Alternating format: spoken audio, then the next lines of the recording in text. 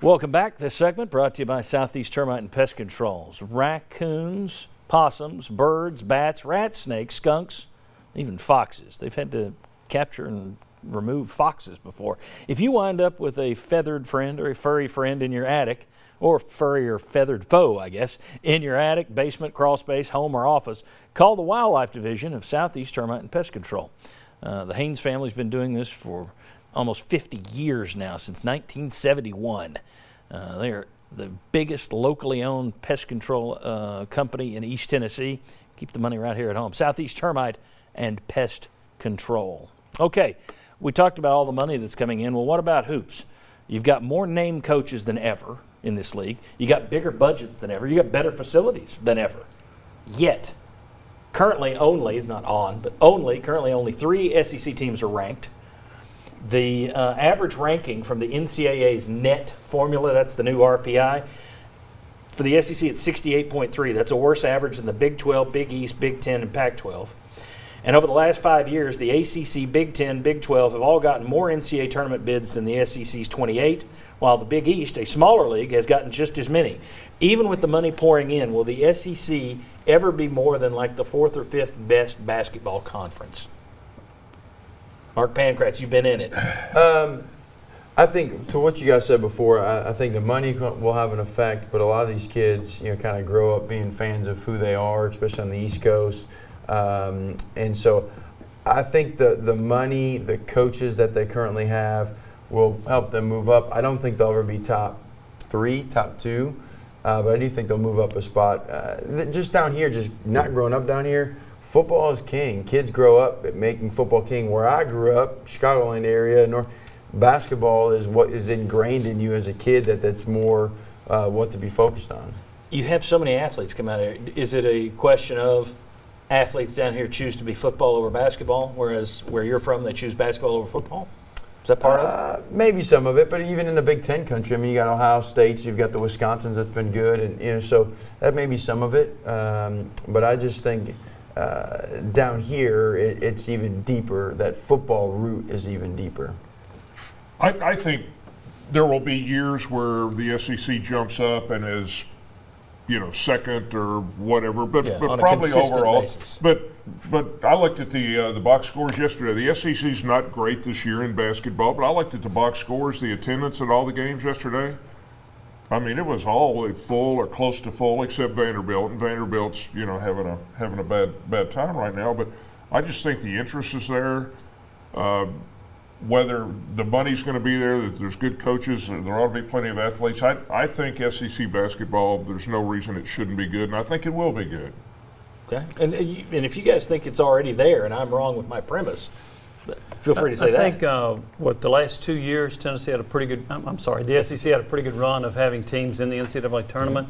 I remember years ago when the SEC talked about making. They were telling all these schools, you have to schedule better. That's the answer. That to me is not the only answer. The answer is to get better coaches.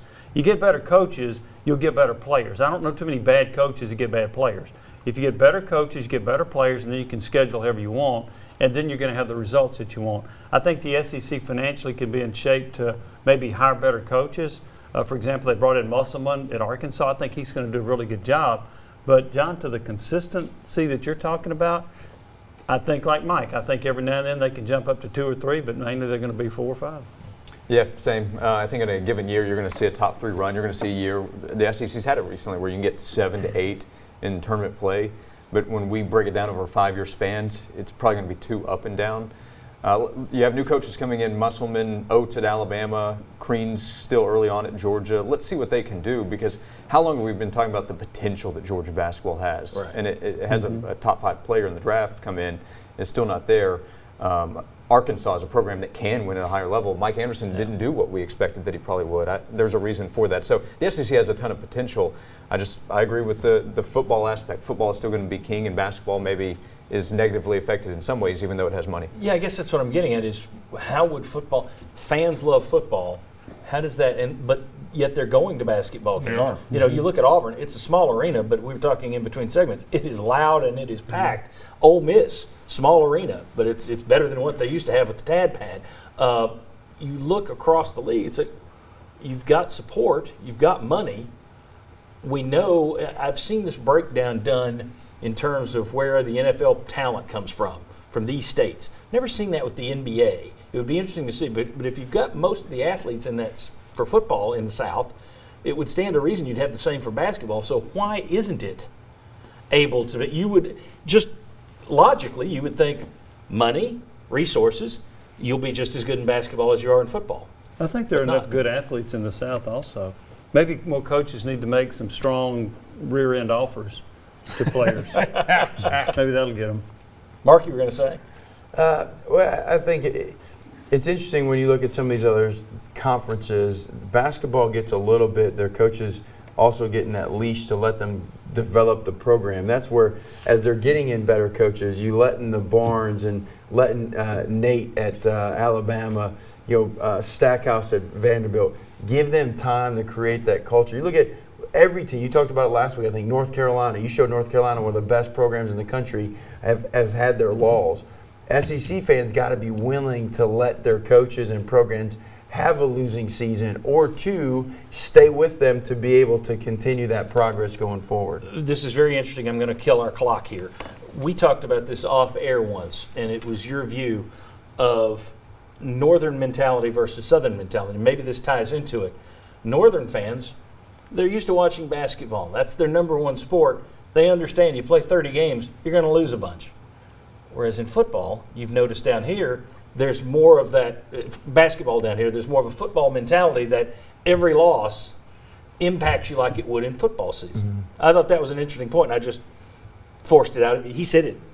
I just minded. He said it a couple of weeks ago. Is that true? Did I get it right? Yeah. Well, you play 32, 35, 40 basketball games. You lose one, it's not the end of the world. Down here, football, you lose a game in September, season's over. You ain't making the national championship. Whereas in basketball, it's almost okay to lose a game or two. It helps you learn. And that mentality carries over from football to basketball down Yeah. here. That's interesting. Very interesting. Mark Pancratz, Mike Strange, thanks for being with us today. Appreciate it. We'll see you next week. We got Chuck Cavaliers and Ryan Callahan coming back out here. We're going to talk a little bit more SEC television coverage. It's about to change. Come on back.